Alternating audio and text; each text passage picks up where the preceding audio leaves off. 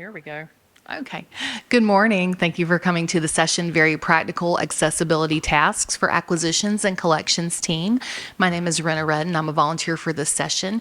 Before we get started, a couple of housekeeping, blah, blah, blah. That's a big word.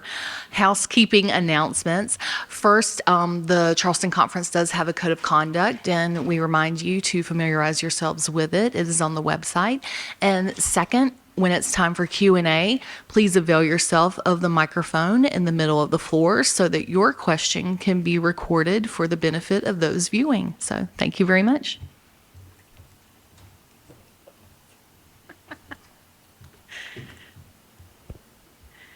All right, good morning. Thank you so much for joining us. My name is Sarah Dove. I'm the Acquisitions and Collection Assessment Librarian at the University of Central Florida.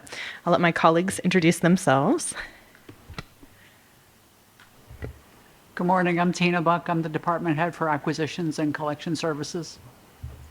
And I'm Athena Hepner, the Discovery Services Librarian, and we're all at the University of Central Florida. All right. So, this is a lot of words on the screen. Don't worry, I'm not going to read them all. In summer 2022, UCF issued this policy, the UCF Digital Accessibility Policy. It's actually very long. This is an excerpt, but this is the whole policy statement, and then it goes on for a few pages. It refers to some standards and laws, which I highlighted there, so that we kind of see, what they're drawing from and what they're pointing to.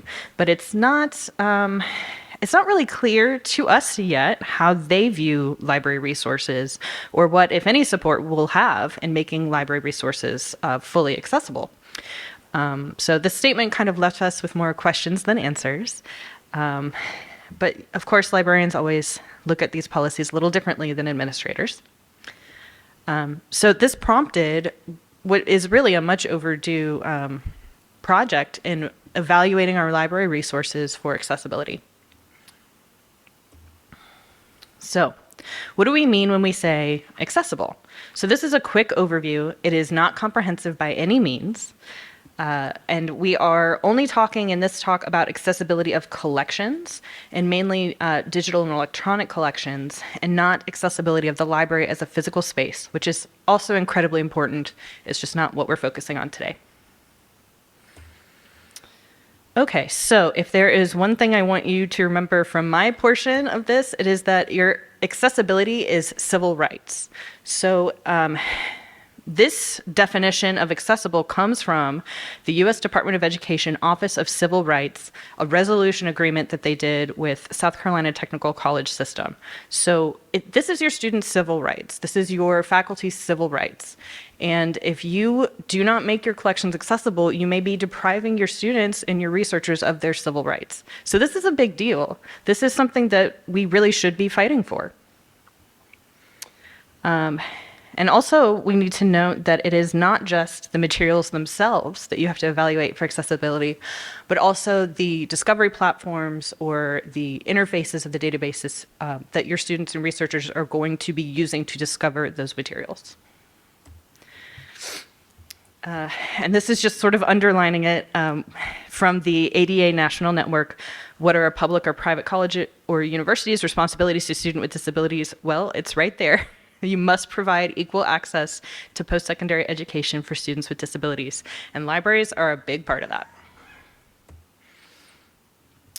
And then this is one of the guidelines that the UCF policy refers to, though if you are particularly eagle-eyed, you'd notice that the UCF policy referred to WCAG 2.0 AA, and they are now on 2.2. So when you are doing this kind of project in your library, you want to see what guidelines your school is using and what they're going to hold you to.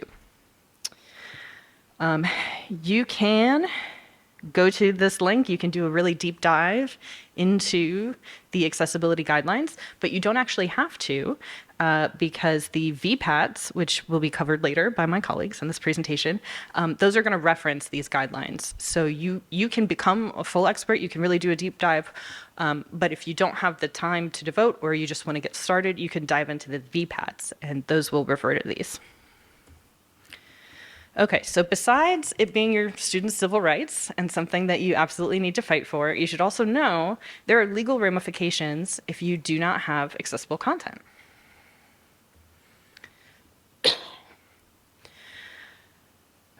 So there are organizations, there are government organizations, and there are other organizations out there that are suing on behalf of students and faculty. This from the U.S. DOE Office of Civil Rights notes that anyone can file a complaint, even if they are not the one being discriminated against, and disability is part of that. In most cases, the university is going to be on the hook for the lawsuit and not the library vendor. So it's not going to be, EBSCO or ProQuest or whoever that's being sued. It's going to be the university. And this is really happening. These are just a couple I just pulled up from the Office of Civil Rights, 3 cases post-secondary on accessibility from this year. So, it is really happening. It's a very real thing that is happening that you should just kind of be aware of. Okay, so you don't have to do this all on your own. There are a lot of efforts out there and a lot of things that can help you get started. Again, not comprehensive by any means, just a few things that, that we have found really helpful. So there are a lot of resources out there, and if I don't have one here that you have found particularly helpful, please during the Q&A, feel free to mention it. We originally had planned for this session to be a lively lunch discussion, so we are hoping to have a lively discussion with you all at the end.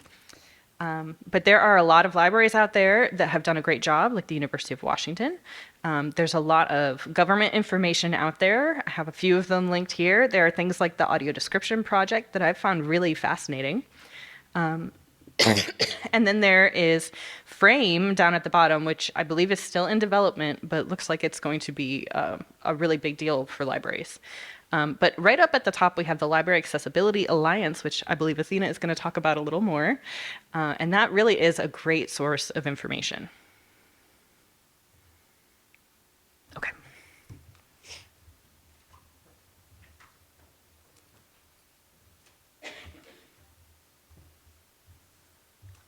Good morning. So I'm going to sort of give you a framework for what's going on at UCF, who we are, and what our challenges are. We are very much at the beginning of trying to address accessibility issues for our online resources. So, if you can visualize us on a journey, we've left the house, we've locked the front door, and we're maybe halfway down the front walk. So a lot of what I'm going to go through is the somewhat unexpected hurdles or challenges that I've hit at a very beginning stage of trying to accomplish something that I didn't think was that hard.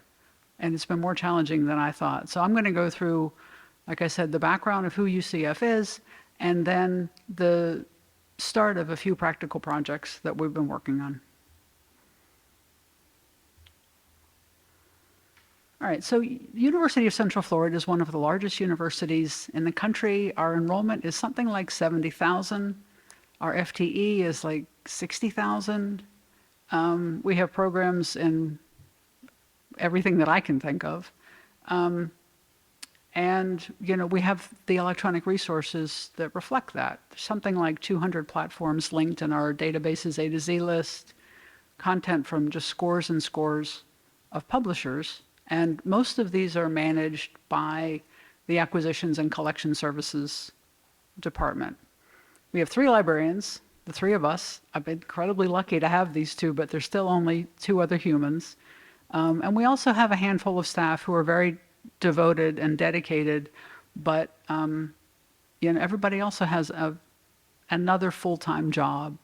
And so I'm sure, like many of you, it's quite challenging to work in what is really a large sort of unfunded mandate in addition to everything else that we're doing. Our department is obviously responsible for acquisitions and collection services, e-resources management, authentication, discovery. There's other stuff going on. So trying to work this in and recognizing that this is going to be an ongoing thing forever, as it should be, but it's a new thing for us. It's a challenge. So one of the first things that we started to think about was, all of these platforms or interfaces have to be accessible. What platforms do we have? How do we start pulling that together? And the sources that we have used, at least thus far, are the vendor list that is behind our LibGuides databases A to Z list, the platform list in a Sushi Harvester that we have been using, and we were on the Alma ILS and the portfolio and electronic collection interface field in those has been both helpful and frankly overwhelmingly filled with errors. So yeah, helpful but frightening as well. So what the next challenge that we hit once we realized that like figuring out what our interfaces and platforms was isn't just a straightforward thing was I came to recognize that a lot of our staff who don't sort of soak in this stuff the same way that we do were not entirely clear on the vendor versus database versus platform thing. Because you have really confusing situations like Ithaca is the vendor, JSTOR is a product and it's a platform, and then ArtStore is sort of related, but it's separate, and Portico, and then you get into the whole ProQuest and Clarivate and Web of Science and Chadwick Keeley and eBook Central, and you know, somebody could start to cry. So my idea that I can just assign one of our e-resource specialists to work on this and she'll take care of it and it'll be all good. Nope.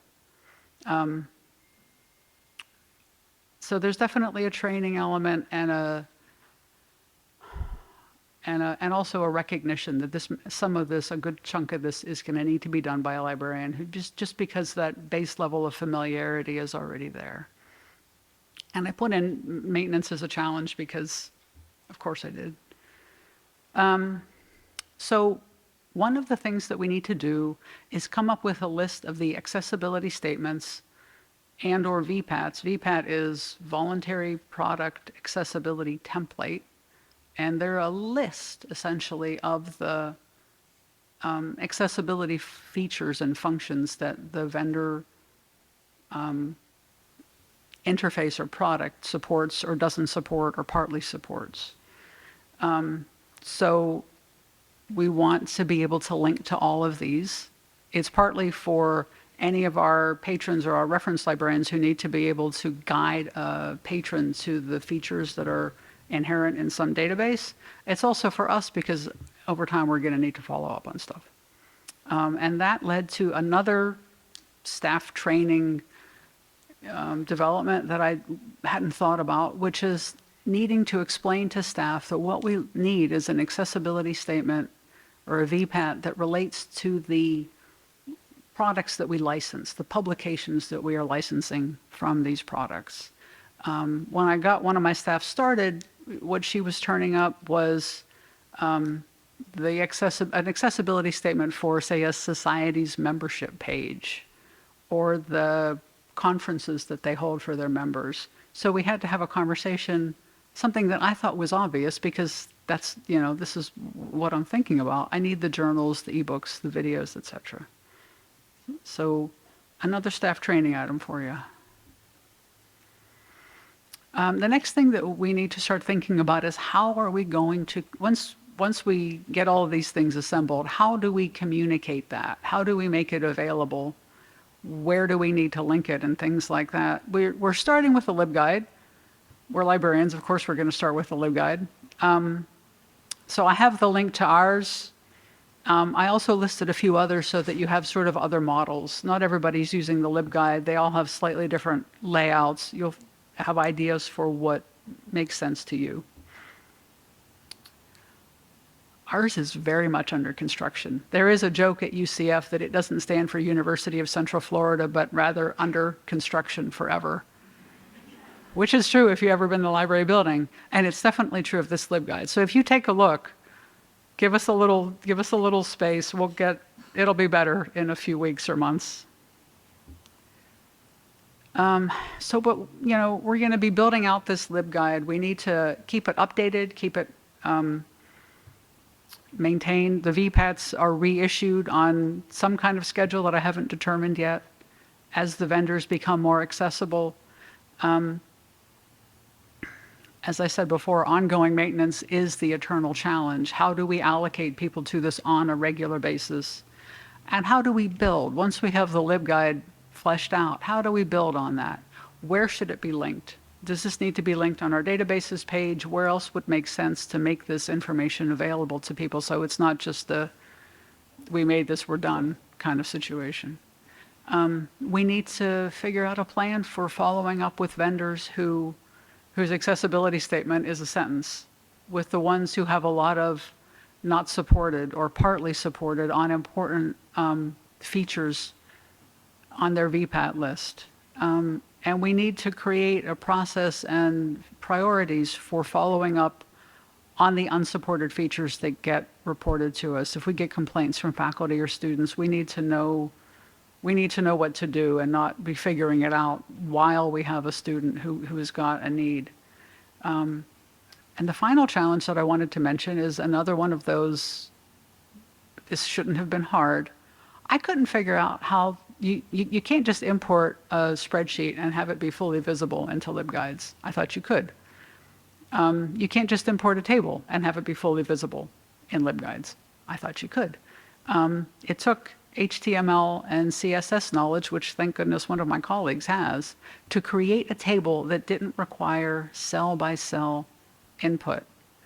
And so what I thought was going to be the simplest thing in the world, just plop a table into LibGuides, took a lot of complaining from me and a lot of asking people, how should I do this? And then one of my brilliant colleagues hopping in and taking care of it. So I will leave you with that, with these unexpected challenges that we faced. Thank you.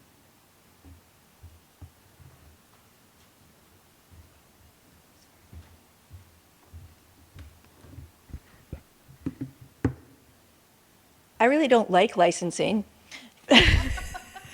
I'll just start with that.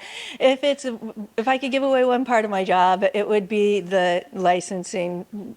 I don't have signatory authority, so it's really just stewarding licenses around. But I really do understand why we have them, particularly for something like accessibility. As Sarah mentioned, if a student is assigned to use a database and it turns out that database is not accessible in a way they need it, we could be in legal trouble. So what I want from the licenses is this promise from the vendor that they're going to be our partners for accessibility, that they are taking steps, they're aware of the need, and they commit to certain things. So into licensing I go, because the new policy at UCF requires that we try and be accessible. And while they haven't really built out the whole procurement side of the policy very well, and there's a lot that's sort of up in the air still, I know that the licenses for the library content is at the core of what we need to do. So for licensing, I figured these are the things I need to do that would be practical in my control. I need to find some model license language that I can use going forward. I need to find out what our existing licenses say, and then, well, sort of redundant to what I just said before, insert that model license language into all of our new licenses. Fortunately, there is lovely model language on the Library Accessibility Alliance page. The Library Accessibility Alliance is a home where you can find a lot of different audits. It does so much. You should definitely go there and look at what they've done. It started with the Big Ten, and they, I don't know exactly the history of it, but they've morphed into the Library Accessibility Alliance for this project. And you can go and they do sort of formal audits where they outsource looking at the interfaces and seeing what the accessibility challenges are. And then they can have a dialogue with that vendor. The vendor has a chance to respond. And it really advances the accessibility of interfaces and content. But also they have this resources page, and one of the things on there is the model language for resource licenses. And these are some of the key features in it. It's just one paragraph.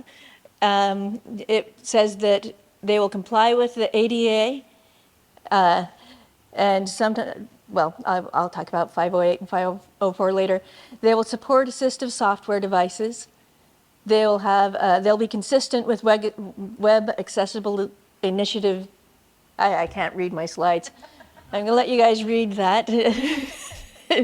And they will ensure that upgrades don't compromise the accessibility, which is important because, you know, coders get overly enthusiastic about their new feature and it's JavaScript that does something wonderful, but they don't often even check for whether it's going to work with your authentication service, much less be web accessible.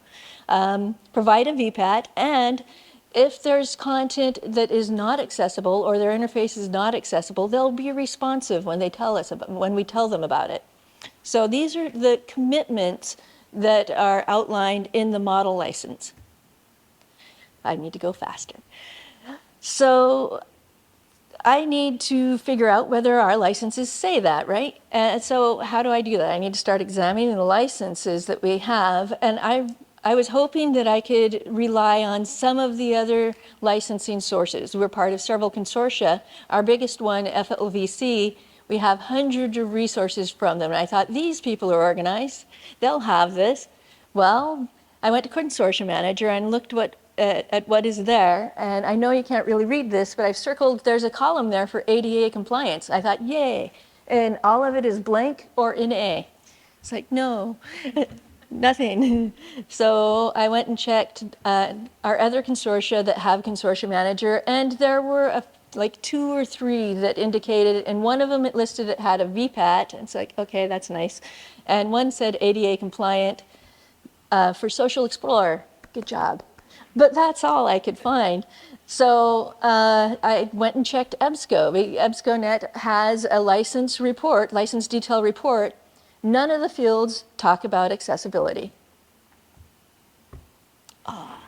I wanted to have them do the work. Because, you know, honestly, our consortia-led licenses cover the majority of our journal articles and things like that.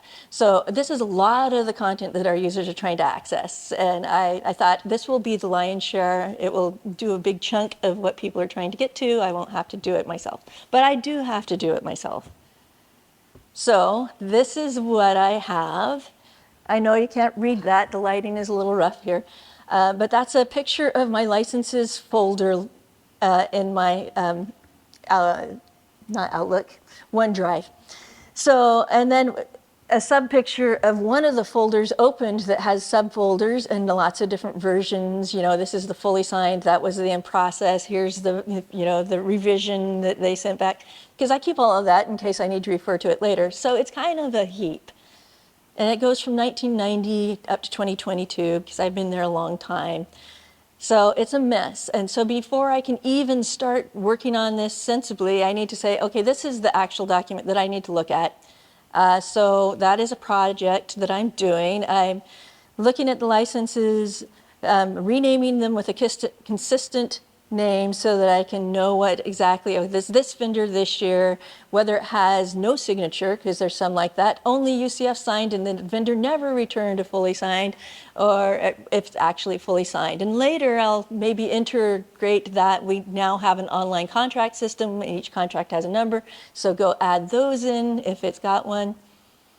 So, and then a lot of these I find even from as recently as 2017 from the consortia, they're not OCR'd, they're just a static image. So there's a lot of work before I can really dig in.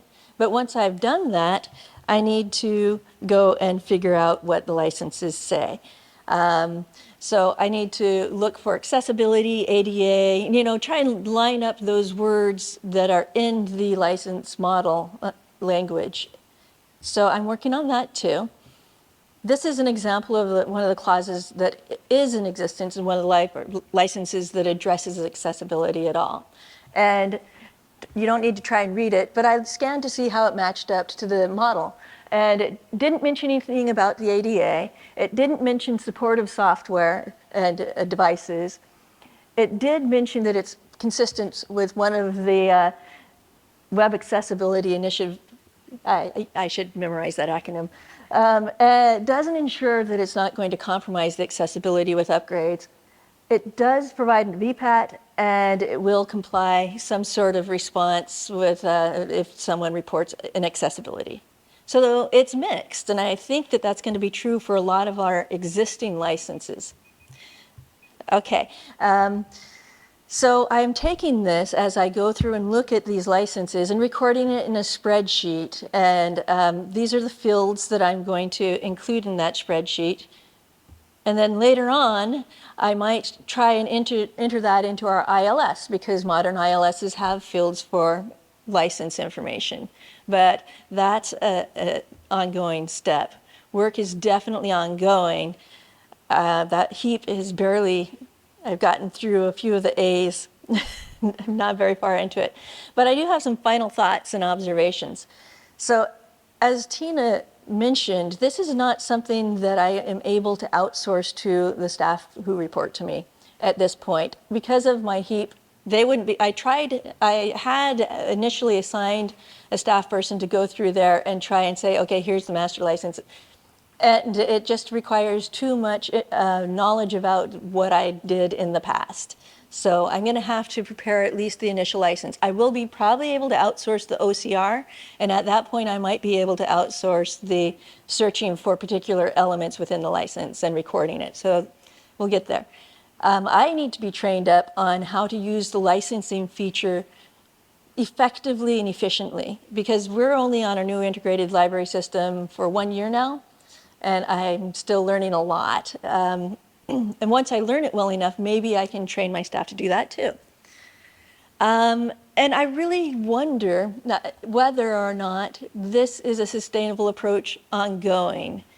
And I really wonder why we still don't have a widely used licensing electronic standard. We have a standard for distributing license terms electronically, and it's still, as far as I can tell, very, very rarely used. And I'd really love to see that be an ongoing thing in the future. And finally, I want to share the work globally, because we're not, a vendor is not going to have a different interface for UCF and other customers. So why do we each need to do this? There could be an accessibility statement that actually lists these. I know the VPAT exists, but we need it in terms of the license so that we can put it in these systems, so that we can say, you are our partners, and we are making a best effort. So when there is something that's not accessible, it doesn't turn into a lawsuit because UCF is not doing their due diligence. All right, back to Sarah. All right, that's me again. Okay, so basically, as soon as you start looking at your collections for accessibility, you will discover inaccessible collections or collections that do not meet the standards. And because I do streaming video quite a bit in my job, that is one place that I looked and was horrified to discover that basically none of them fully meet the accessibility standards, because audio description is one of those standards that they are supposed to come with. And as a rule, they do not currently, because that is expensive and a lot of work and a lot of rights. Who's going to pay for that, I guess, is one of the big sticking points. However, at ALA this past summer, I talked to all of our streaming video vendors, and they were all basically like, we are aware that this is a problem. We are working on it. And I talked to Alexander Street, and they have actively started uploading versions of their videos in the Avon product. So it's not all we have a lot of Alexander Street videos, and we have a lot that are not in the Avon product. However, things that are in the Avon subscription, if you request, this is what they've told me, if you request audio description for one of those films, they will get that audio description done, and then they will upload a version of the film with audio description. So then there'll be 2 versions of the film in Avon, and they'll do that so it's accessible to everyone. So when I searched for this presentation to make a nice slide here, there are currently 793 videos in Alexander Street that have audio description already. But I believe it is growing as people report, hey, we need this, and then they work on it. But I do not know the turnaround time. I don't know how much time that takes. So it's still it's something, but it is still not quite what we need. And I did find just last week, as we were working on this presentation, there's at least one film in Canopy that has audio description. So that's great. So baby steps. Yes, so because you will discover and be horrified at all the inaccessible materials in your library, you need to have a way for people to report when they encounter inaccessible materials and that they need an accommodation for. This is good anyway because people may need accommodations beyond the standards. So even if you are 100% in compliance with the standards, you cannot foresee everything. There may be someone who still needs something. So you need to have a way for people to report, hey, I need something that you're not giving me. So that a lot of that is going to be internal library processes and just kind of talking through, okay, well, what are we going to do? Who's going to kind of wrangle this? Who's going to be in charge? Do we have funding to outsource any of this? What do we have? And then a lot of it is going to be continually talking to your vendors, pretty much any chance you get, and ask them, okay, last time we talked, you said this, what's your timeline? You know, how's it going? Because again, it is going to be us on the hook, and it's our students who need these materials. So we really need our vendors to partner with us in this. So right now we are still going through the process to identify what can't be made accessible by us, that we need our vendors to bring up to code. And it's just, we know it's going to be a years-long project, and as soon as we quote-unquote finish, we will probably need to start all over again because the standards are going to keep changing, and we want to continue to be able to meet our students' needs. So this is just going to be something that we have to kind of fold into our work and just continue indefinitely. And we'll need to continue revisiting our resources and make sure they're meeting the newest standards. There are a few things we want to do next, some very practical steps to identify the full scope of our accessibility problem.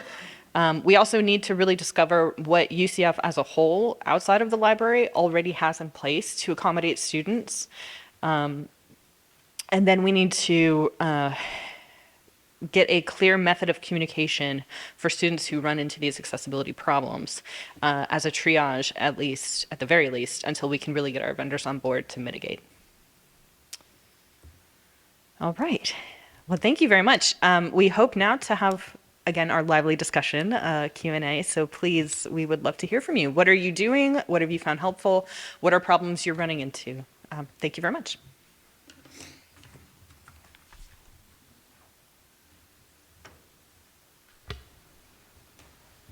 Hi, I'm Maccabee Levine at Lehigh University. Thank you for your presentation. Just agree with everything you said about the moral and legal obligation of making this accessible. In my previous role at a public university, we were one of about 60 universities sued on the same day by a gentleman who went to an admissions fair in New York, and then he was a resident of New York and sued all of those institutions at the same day for lack of accessibility compliance on their admissions websites. And inevitably, he was right without even looking at any of those universities because we all have accessibility problems. It's also true that none of these interfaces are fully compliant. It's unfortunately also true that VPATs are not always accurate, and even when the vendors say they're compliant, which they rarely do because they always note exceptions, but even if they say they're compliant, there's gaps. And finally, it's true that collective action is more effective on this stuff than individual action, right? But I would love to hear about any successes that you've either had at UCF or elsewhere, either successes on getting the vendors to actually incorporate that language. In other words, is that easy? Are most vendors saying yes or not? And secondly, when individual problems have been reported to them, any successes either individually or collectively in having the vendors actually address those problems? Thank you. Do you want to go first? You can go. So I'll start with the whether or not the vendors are willing to incorporate that language. I can say that we have not, it's new enough in our project that we haven't actually put it into any of the contracts that have been signed yet. However, I had vendors approach me to ask me about what accessible language to put in their master contracts. So I think that is an excellent sign. And I do have a couple of contracts going through right now that will have that in it. And I don't foresee any pushback. A lot of the vendors in their recent contracts have something in there already. And I suspect that they will appreciate having something that can be relatively standardized and is not particularly more difficult than what they're already trying to do or include. So I have my fingers crossed.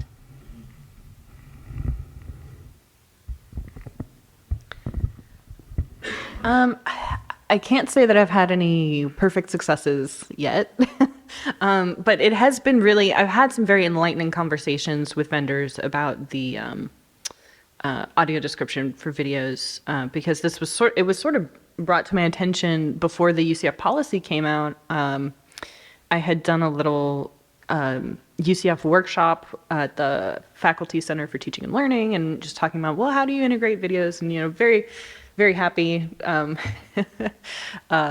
Hey, isn't the library great? Don't you want to use our stuff kind of deal? And then someone said, no, we can't use any of these because they don't have audio description. I was like, pardon? And then I looked into it. I was like, wow, I never should have doubted you. You were right. So yeah, I've had some very interesting discussions with vendors. I've been very pleased that they are at least telling me like, oh yeah, this is definitely on our radar and we're actively pursuing this, but it is a huge undertaking. So I have no idea how long it's going to take to bring these into compliance. And I don't know, for say the Alexander Street videos that we purchased many years ago, I have no idea how we're going to get those into compliance, because I imagine it's not in that license that we signed 5, 10 years ago, however long ago. So these are the questions that we need to get answered. And I'm not sure yet. I got nothing.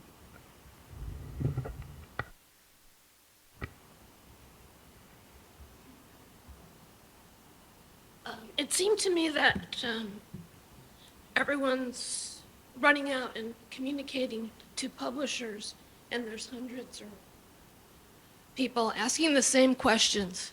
So I've requested that our subscription agent create a space in the licensing section of their database. And they have already made those spaces available. And so I'm kind of working with them to help them organize that information. So I've started working with Harasowitz on that, and they've made spaces. And I think maybe we could also advocate that other agents do the same. But we wanted to check. So I think some of you who have been working with it know that you can get the VPAT, which is, and it will tell you, but anyway, in the database, it'll tell you which WCAG version, 2.0 or 2.2 or whatever. It doesn't get to the long tail of trailers, but I think this is some progress. And if anyone would like to talk to me about working with other vendors, subscription agents, that doesn't get everything, of course, but it's a start.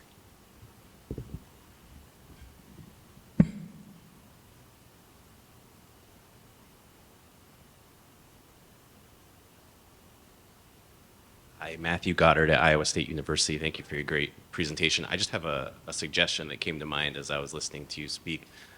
We know from our patterns of use in our institutions that a relatively small portion of resources account for the bulk of usage.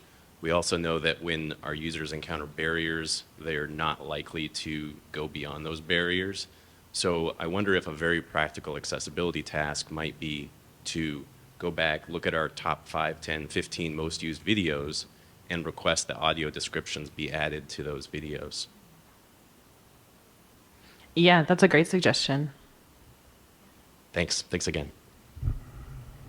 Yeah, I agree. And I think when we begin to prioritize going through the VPATs for looking for things that are not acceptable, that we're going to probably start with our most used vendors. Just take a look at the usage report and start ticking through those. Thank you.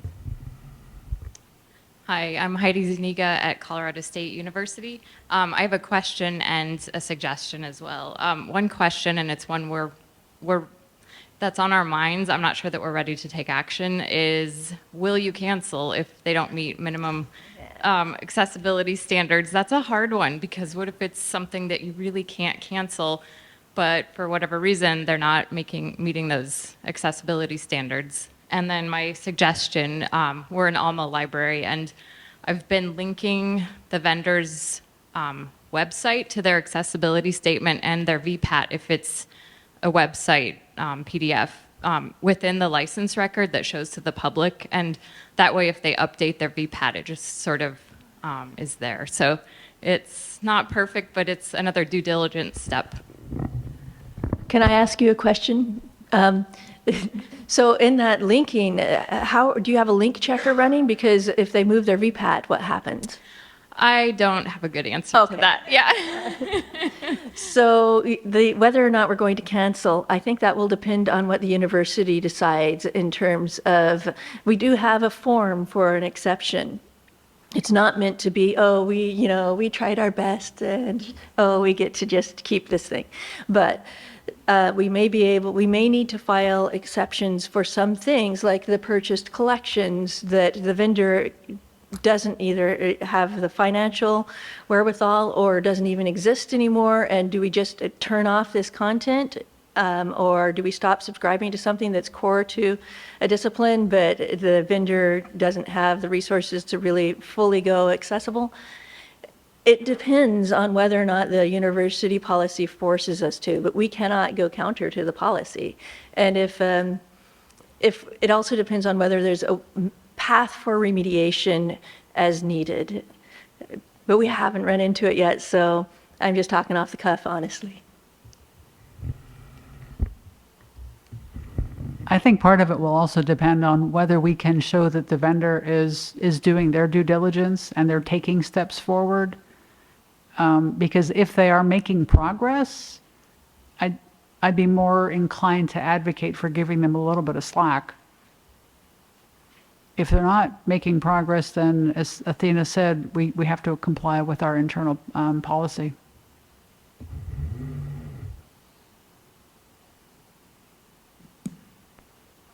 Okay.